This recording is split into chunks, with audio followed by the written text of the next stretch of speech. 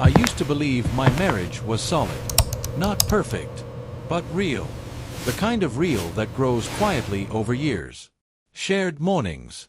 Familiar silences. Inside jokes no one else understands. I thought that was enough. My wife, Lena, and I had been married for 11 years. We met young. Built things together. Made mistakes together. Learned how to forgive without keeping score. We were not dramatic people. No screaming fights. No slammed doors. Just long talks that ended with tired smiles and the promise to try again. That was our rhythm. I worked in finance. Long hours. Clean suits. Predictable stress. Lena ran a mid-sized marketing firm. Creative people. Deadlines. Clients who smiled while asking for the impossible. We respected each other's worlds. That mattered to me. In the early years, we checked in constantly. Texts during the day. Calls before coming home. Small updates. I'm late. Traffic's bad. Don't wait for dinner. Over time, those messages became fewer. Not because of distance. Just comfort. We didn't need constant reassurance anymore. Or so I thought. Lena hired her assistant about a year before everything ended. His name was Aaron. Mid-20s. Sharp dresser. Polite. Always smiling, but not in a fake way. The kind of smile that makes people feel heard. I noticed that immediately.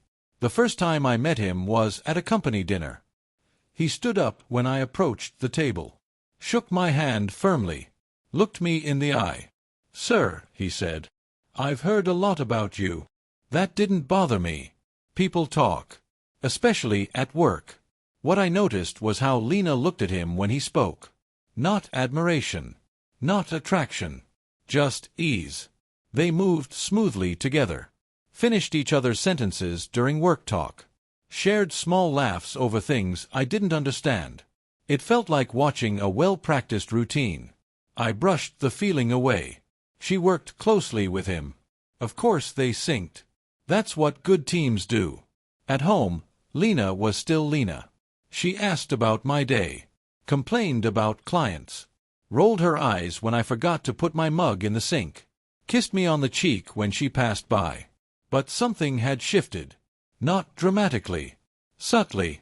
She checked her phone more often. Not hiding it. Just always nearby. Screen lighting up. Quick replies. Then back to whatever we were doing. Sometimes she smiled at messages. I didn't ask who it was. I didn't want to become that man. The man who monitors phones. Counts smiles. Measures tone. Trust mattered to me. There were nights she came home late. Meetings. Last-minute revisions. Emergency client calls. All believable. All reasonable. She was building something. I admired that. But our conversations changed. They became efficient. We talked about schedules. Groceries. Weekend plans. Bills. Less about feelings. Less about us. When I reached for her in bed, she didn't pull away. But she didn't lean in either. She let it happen. Like checking off a box. That hurt more than rejection would have. I didn't say anything. I told myself this was normal. 11 years does that to people. At work, things were stable for me. Predictable. Almost boring. I found myself coming home earlier some days, just to be there. To sit in the same room as her. To feel connected without forcing it. Sometimes she noticed. Smiled. Asked why I was home early. Just wanted to, I'd say. She'd nod. Kiss my cheek. Then go back to her laptop. Aaron's name came up more often. Aaron handled that presentation perfectly. Aaron stayed late again. I don't know how I'd manage this quarter without him. I listened. I nodded. I supported her. I meant it. I never accused. Never joked. Never hinted. But I started to observe. How she straightened her posture when talking about him. How her voice softened when saying his name. How she defended him quickly if anyone criticized his work. These were small things. Almost invisible. But once you notice them, you can't unsee them. I asked her once, casually, while we were washing dishes. You two seem really close. She didn't freeze. Didn't overreact. She just shrugged. He's my assistant. We work well together. That was it. I accepted it. What else could I do? The first time I felt something crack inside me was at a charity gala.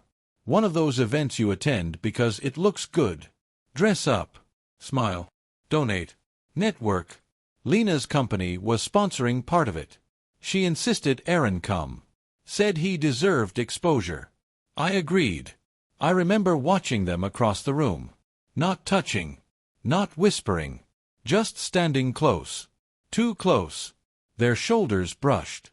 They leaned in when they spoke, even though the room wasn't loud. Lena laughed. A real laugh. The kind I hadn't heard in a while. Aaron said something. She touched his arm lightly as she laughed. It lasted a second. That was all. No one else would have noticed. But I did. Because that touch wasn't professional.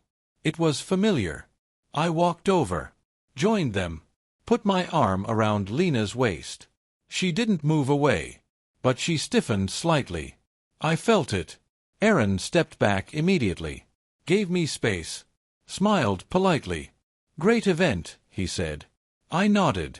The rest of the night passed without incident. At home, Lena was quiet. Thoughtful. I asked if she was okay. She said she was tired. I believed her. That night, I lay awake while she slept beside me. I stared at the ceiling and asked myself questions I didn't want answers to. Was I imagining things? Was this just insecurity? Was I projecting my own fears onto her? I decided to do nothing. No confrontations. No snooping. No emotional outbursts. If something was wrong, it would reveal itself.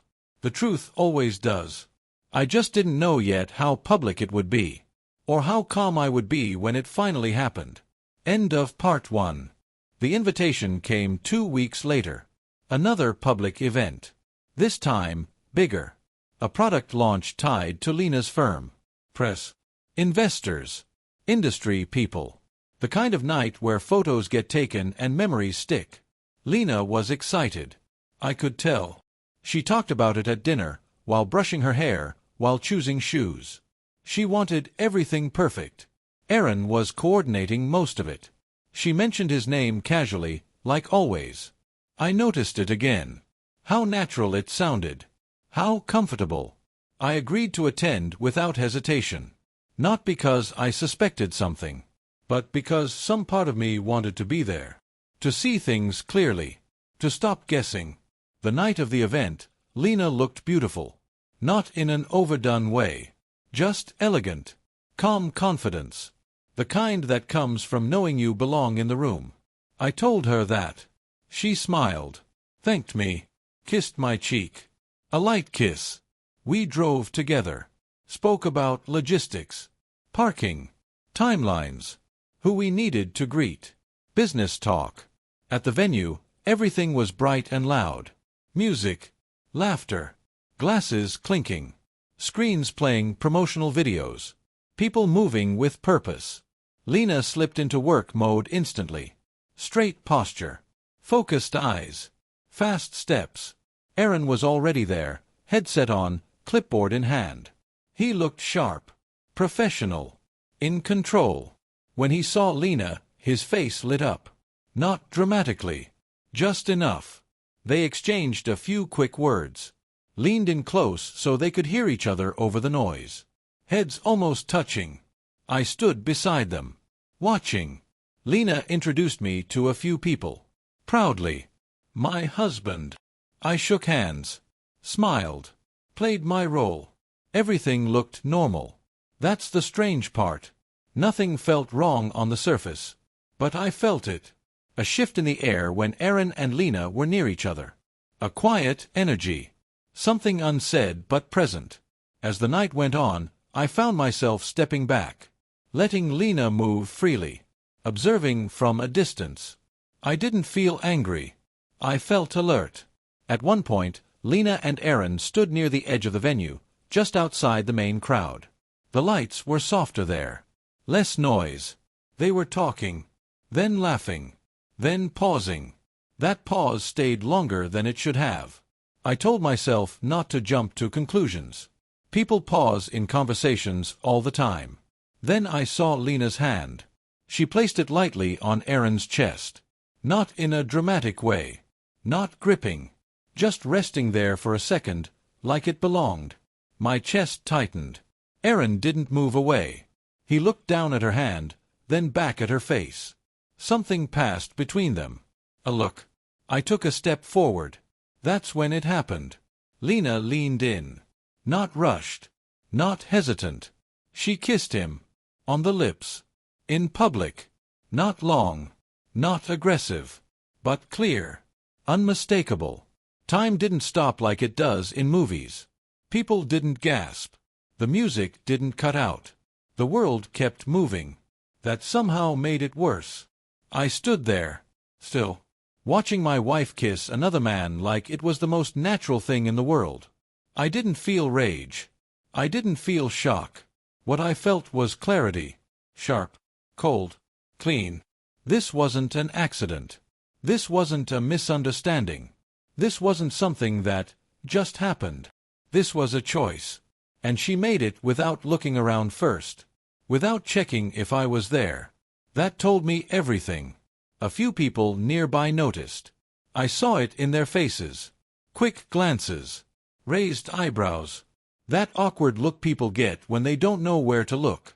Lena pulled back. Her smile faded slightly. That's when she saw me. Our eyes met. For a fraction of a second, her face went blank. Then fear crept in. Not guilt. Fear. She hadn't planned on me seeing it. That mattered. Aaron turned slowly. Followed her gaze. His face drained of color when he realized who I was. He stepped back immediately. Too late. The moment had already burned itself into the room. Silence fell between the three of us. Not literal silence. The music still played. People still talked. But inside that small space, everything was quiet. Lena opened her mouth. No words came out. I looked at her. Really looked. At the woman I had built a life with. At the woman who had shared my bed for 11 years. At the woman who just kissed her assistant in public. And something inside me settled. I smiled. It surprised her. It surprised Aaron. It surprised the people watching. I brought my hands together. And I applauded. Slowly. Once. Twice. 3 times. The sound was loud enough for those nearby to hear. Heads turned. Lena's eyes widened. "What are you doing?" she whispered. I kept smiling. "Congratulations," I said calmly. "You don't have to hide anymore." Her face went pale. "This isn't," she stuttered. I raised my hand gently. "No explanations. Not here." I looked at Aaron. He couldn't meet my eyes. "You should go," I told him. "This part isn't yours." He hesitated, then nodded and walked away, disappearing into the crowd. Lena reached for my arm. I stepped back. That hurt her more than anything else. "Please," she said quietly. "We need to talk." "We will," I replied. "Later." I turned and walked away. Not fast. Not dramatic. Just walked. I didn't leave the event. That was important to me. I stayed. I spoke to people. Smiled. Shook hands. Donated to the cause. I acted like a man who had just closed a chapter, not one who had been betrayed minutes ago. From across the room, I could feel Lena watching me. She didn't approach again. She knew. Something had shifted. On the drive home, we didn't speak. The car was heavy with words we weren't saying. At home, she broke first. "I can explain," she said. I took off my jacket. Placed it neatly on the chair. "I know," I said. "But I don't need to hear it tonight." She followed me into the living room. "It didn't mean what you think," she insisted. I looked at her. It meant exactly what I saw. She cried. Real tears. I believed they were real. But they were too late. I went to the guest room that night. Locked the door. And for the first time since I met her, I slept without wondering what she was thinking. Because I already knew. The morning after felt unreal. Not dramatic. Not explosive. Just quiet. I woke up early, as usual. Habit doesn't disappear overnight. The house was still. Too still. No kitchen sounds. No movement from the bedroom. I lay there for a few minutes, staring at the ceiling of the guest room, listening to my own breathing. My chest felt heavy, but my mind was clear. Clear in a way it hadn't been for months. That surprised me. I expected anger. Or grief. Or panic. Instead, I felt resolved. I got up, showered, dressed for work. Same routine. Same pace. I even made coffee. When I walked into the kitchen, Lena was there. She looked like she hadn't slept. Her eyes were swollen. Her hair tied back carelessly. She wore one of my old shirts, the one she always used when she felt vulnerable. That detail didn't soften me the way it used to. She turned when she heard me. For a moment, we just looked at each other. No words. I poured my coffee. Sat at the table. Opened my phone. Acted normal. That seemed to unnerve her. "You're really not going to say anything?" she asked quietly. I took a sip. Let the silence stretch. "I don't have anything to say yet," I replied. Her shoulders sagged slightly. "I barely slept," she said. I nodded. I did. That hurt her. I saw it in her face. She moved closer. Sat across from me. "I messed up," she said. "I know that." I didn't respond. "I never meant for you to find out like that." Still nothing. Her voice trembled. "It wasn't supposed to go that far." That finally made me look up. "Lena," I said calmly, "don't do that." "Do what?" "Minimize." She flinched. "I'm not minimizing," she insisted. "I'm just saying, it went exactly as far as you wanted it to," I interrupted. "In public. Without hesitation." She looked down. "I felt invisible to you," she whispered. I leaned back in my chair. "That's your explanation?" She looked up, eyes glossy. "You were always tired. Always busy. You stopped seeing me." "That's not true," I said evenly. "I stopped chasing you when you stopped reaching back." She opened her mouth to argue, then closed it. I stood up. "I'm going to work," I said. "We'll talk later." She grabbed my wrist as I passed. "Please don't shut me out." I gently removed her hand. "I'm not shutting you out," I said. "I'm stepping back." At work, I functioned like normal. Meetings. Emails. Decisions. No one knew what had happened. No one needed to. During lunch, I didn't check my phone. Not once. When I finally looked, there were messages. From Lena. Short ones at first. Then longer. Then emotional. I didn't reply. That wasn't punishment. It was self-respect. When I got home that evening, she was waiting.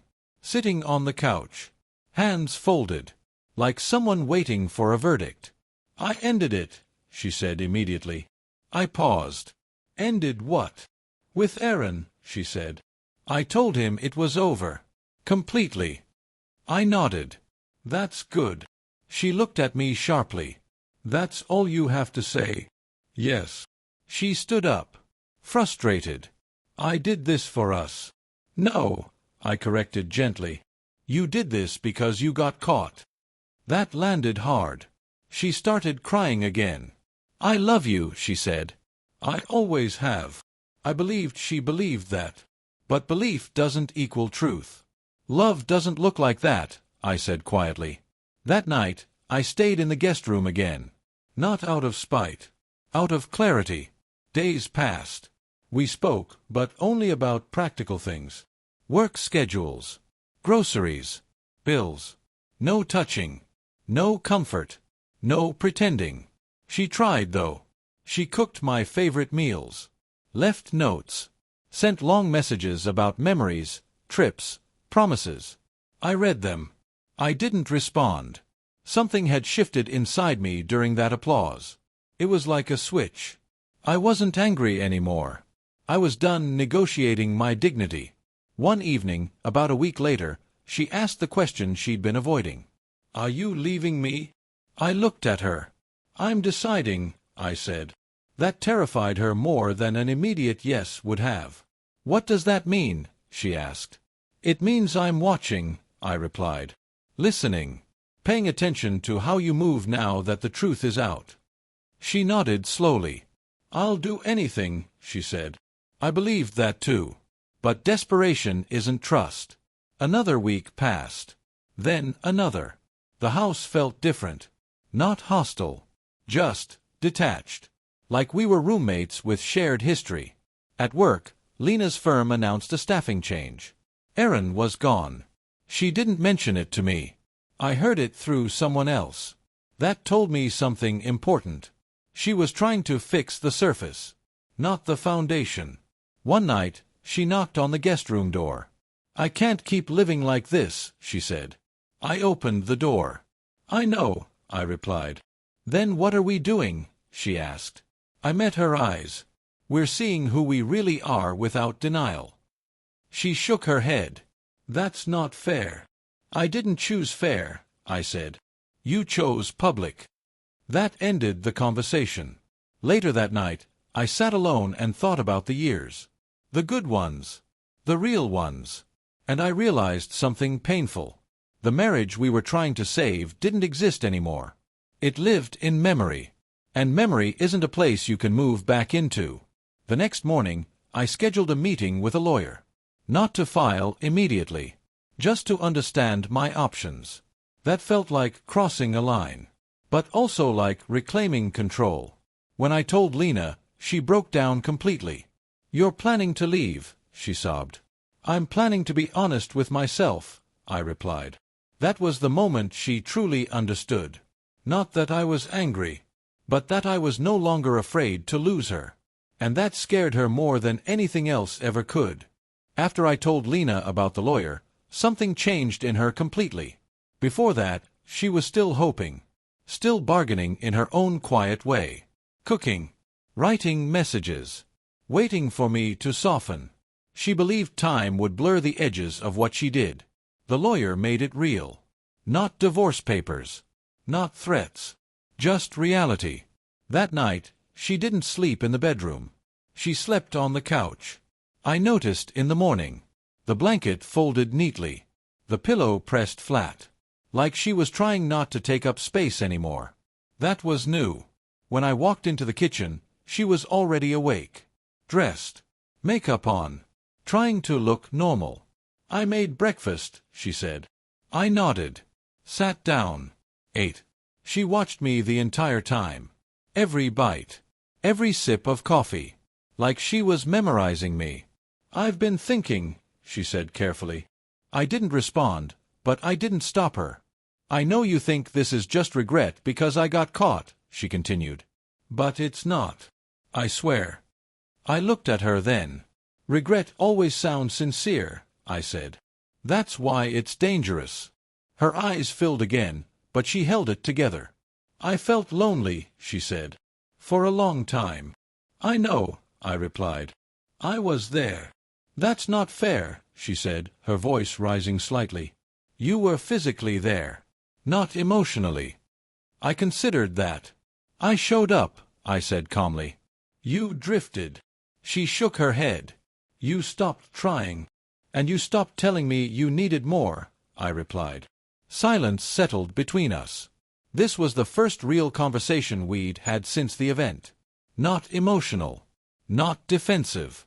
Just truth, finally spoken without cushioning. "I never planned to leave you," she said softly. "Erin was never supposed to be more than a distraction." I let that word hang in the air. A distraction from what? I asked. She hesitated. "From feeling unwanted." I exhaled slowly. "You felt unwanted," I said. "So you chose to make me disposable." "That's not what I meant," she said quickly. "But that's what you did," I replied. She looked down at her hands. "I didn't think it would hurt you like this," she whispered. That almost made me laugh. "You kissed him in public," I said.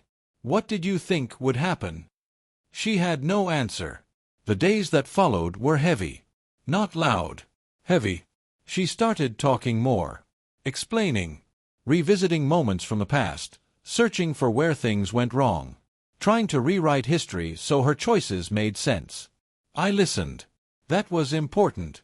Not because I was considering forgiveness, but because I wanted clarity. I wanted to know if the woman I married still existed somewhere inside her. One evening, she told me everything. How it started with late nights. Shared stress. Compliments. Feeling seen. Feeling capable again.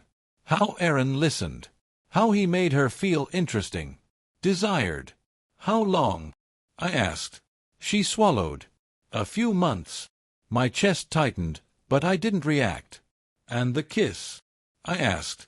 Was that the first physical thing? She hesitated just a second too long. No, she admitted. That pause said more than words. I nodded slowly. Thank you for finally being honest, I said. She reached for my hand. I pulled it back. Not harshly. Just enough. I need you to understand something, I said. I'm not punishing you by pulling away. I'm protecting myself.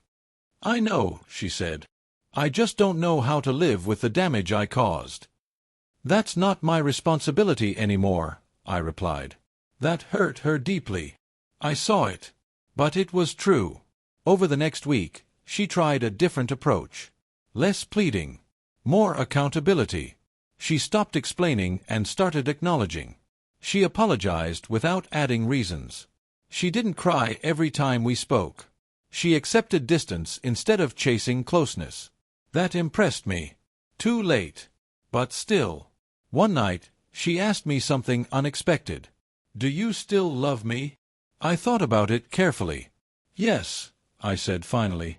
But love isn't the problem. She looked confused. Trust is, I continued. And respect. And safety. Love can exist without all of those. That's why it's not enough. Tears rolled down her face silently. If I could go back, she began.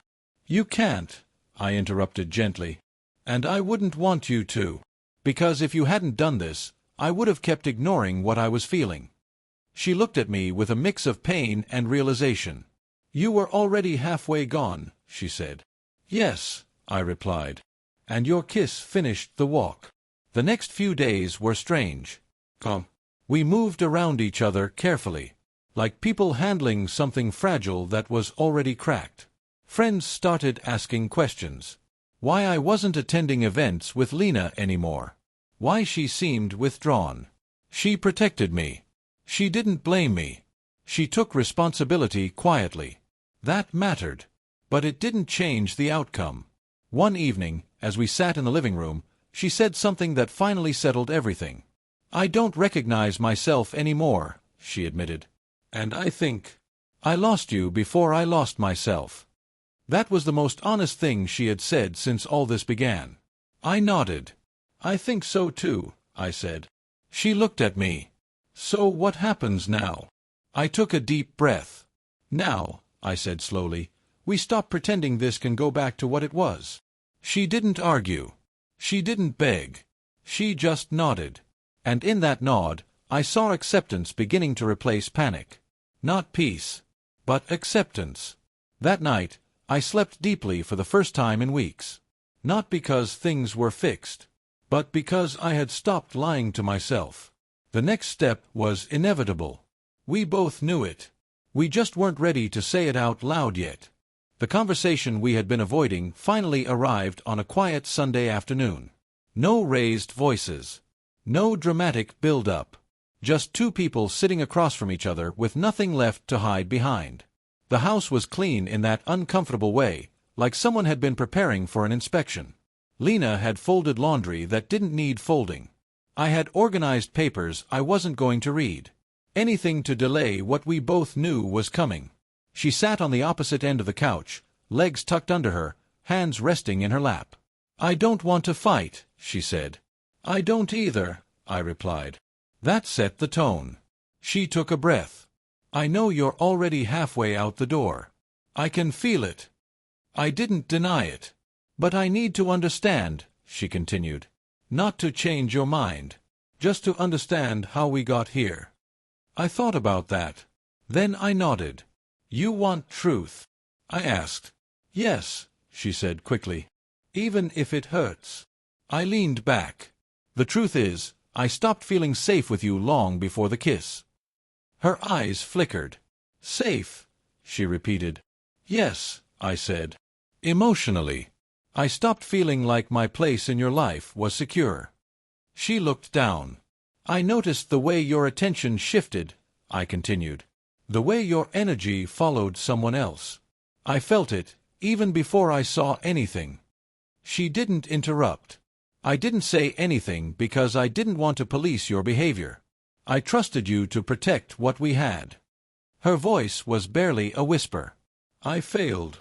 Yes, I said simply. She nodded. I never meant to replace you, she said. I just wanted to feel chosen again. You were chosen, I replied. Every day. You just stopped choosing me back. That made her cry. Not loud. Not messy. Just quiet tears sliding down her face. I thought if I could handle it myself, it wouldn't affect us, she said. I was wrong. You were dishonest with yourself first, I said. Then with me. She wiped her eyes. Is there anything I could do now? She asked. Anything at all? I paused. Yes, I said. You can stop trying to fix this. She looked confused. What does that mean? It means you let this end with honesty instead of desperation, I said. You stop trying to prove you're worthy. You already were. You just made a choice that changed everything. She stared at me. You've already decided, she said. I didn't answer immediately. I've accepted, I said finally. That's different. She leaned back, exhausted. I hate that you're so calm, she admitted. I earned this calm, I replied. It came after months of confusion. Silence filled the room again. But this time, it wasn't heavy. It was clear. She broke it. If you leave, she said carefully, I won't fight you. I won't twist the story. I won't make you the villain. I appreciated that. Thank you, I said. But I need to say something, she added. I nodded. I loved you the best way I knew how at the time, she said. Even if it wasn't enough. I looked at her. I believe you, I said. And I forgive you. That shocked her. She looked up sharply. You do? Yes, I said. Forgiveness is for me. Not for you. Her face crumpled. That hurts more than anger, she admitted. I know, I said gently. The next day, I told her I would be moving out. Not immediately. But soon. I would find a place. We would separate finances cleanly. No chaos. No dragging it out. She listened. Asked practical questions. Didn't argue. That restraint showed growth. We agreed to tell people together. To keep it simple. To keep it respectful. No details. No blame. Just the truth. We were ending things. That night, I walked through the house slowly. The walls held memories. Photos. Laughter. Fights we survived. Plans that never happened. I wasn't numb. I was grieving. But grief doesn't always look like tears. Sometimes it looks like gratitude mixed with sadness. Lena stood in the doorway of the bedroom as I packed a small bag. Are you sure? She asked softly. I turned to her. Yes, I said. And this time, I won't lie to make it easier. She nodded. Thank you, she whispered. For not hating me. I don't hate you, I said. I just can't stay. She stepped aside as I walked past.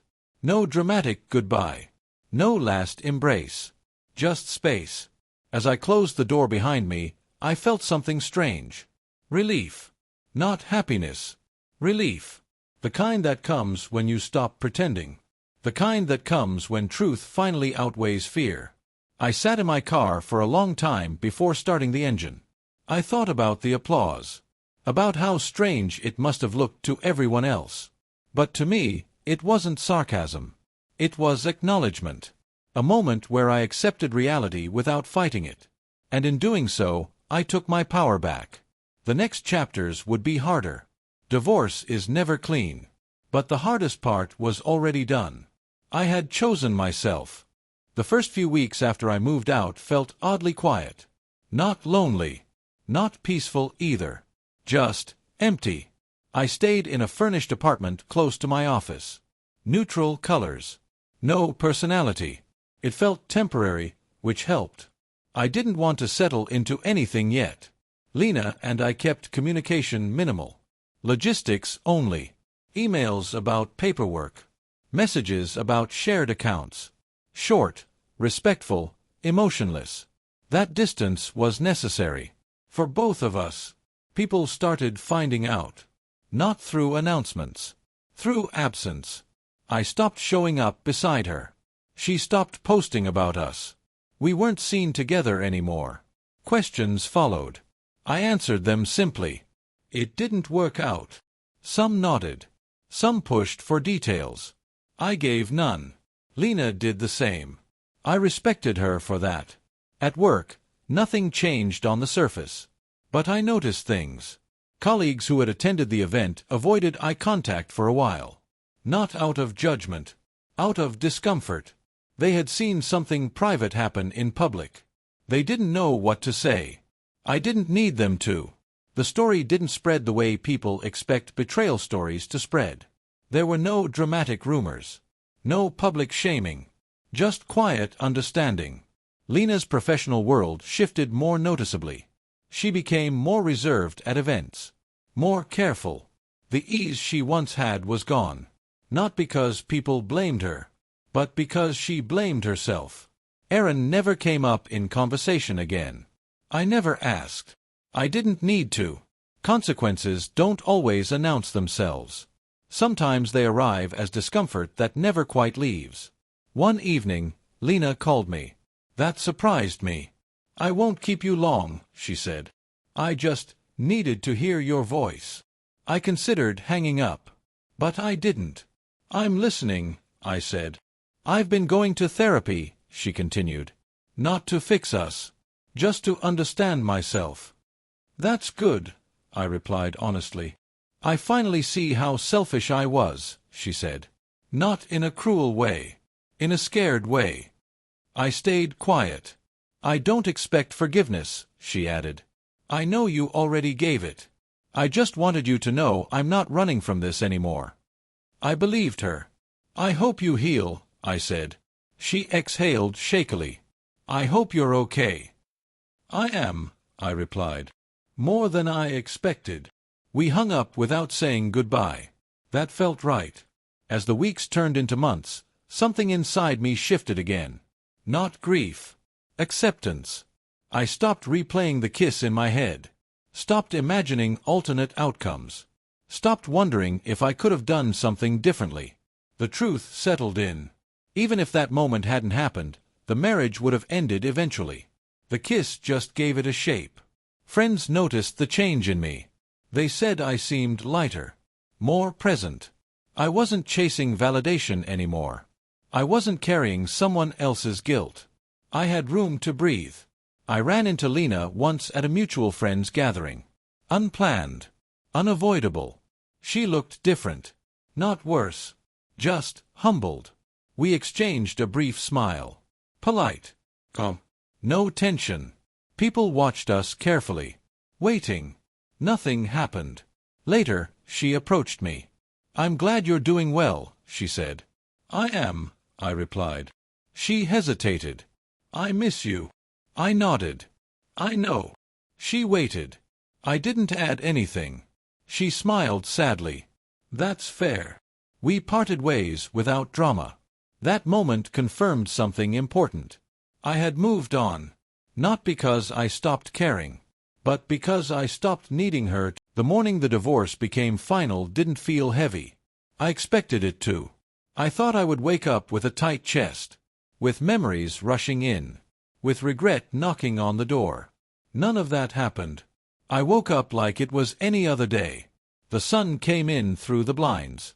The city moved outside my window. Cars. Voices. Life continuing without asking how I felt about it. That was comforting. I made coffee. Sat by the window. Let myself feel whatever wanted to come. Mostly, I felt calm. Not because the past didn't matter, but because it no longer controlled me. Lena texted me that afternoon. Just one line. It's done. I hope you find what you deserve. I stared at the message for a long time. Then I replied, I hope you do too. That was all. No bitterness. No nostalgia. Just closure. People often imagine endings as loud arguments, tears, final words that echo. But the real ending had happened months ago. At the event. With the kiss. With the applause. Everything after that was just paperwork catching up to the truth. I spent time alone after the divorce. Not hiding. Choosing. I learned how much of myself I had put aside to keep things stable. How often I chose peace over honesty. How quietly I trained myself not to need too much. I stopped doing that. I started saying no. I started speaking when something felt off. I stopped explaining myself to people who weren't listening. Slowly, life expanded again. Not dramatically. Naturally. I traveled. Nothing exotic. Just places where no one knew me. Where I could sit in cafes and exist without a history attached. I made new routines. Morning walks. Gym sessions that weren't about stress but strength. I slept better. I laughed more easily. Sometimes, Lena crossed my mind. Not with anger. Not with longing. Just with recognition. She was someone I loved deeply once. And that mattered. But love doesn't erase betrayal. It doesn't demand self-erasure in return. One evening, months later, someone asked me about the applause. They had heard about it. A mutual acquaintance. Curiosity disguised as concern. Did you really clap? They asked. I smiled. Yes, I said. Why? They pressed. I thought about it before answering. Because in that moment, I said, I stopped fighting reality.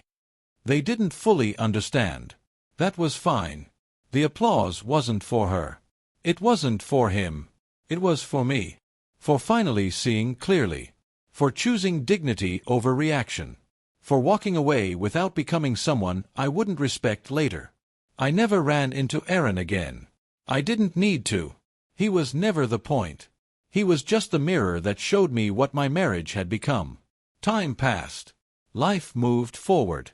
I eventually met someone new. Not immediately. Not to fill a space. Just naturally. She didn't need saving. I didn't need proving. We talked openly. Disagreed honestly.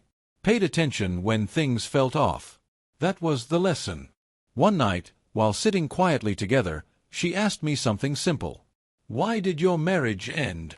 I didn't tell her the full story. I didn't need to. I said, we stopped protecting what mattered. She nodded. That was enough. Sometimes, I think back to that public moment. The lights. The music. The kiss. And I realize something important. That moment didn't humiliate me. It freed me. Because from that point on, I didn't have to guess. I didn't have to hope. I didn't have to pretend. I chose myself without making her the enemy. And that choice shaped everything that came after. I don't regret the applause. It marked the exact moment I took my life back.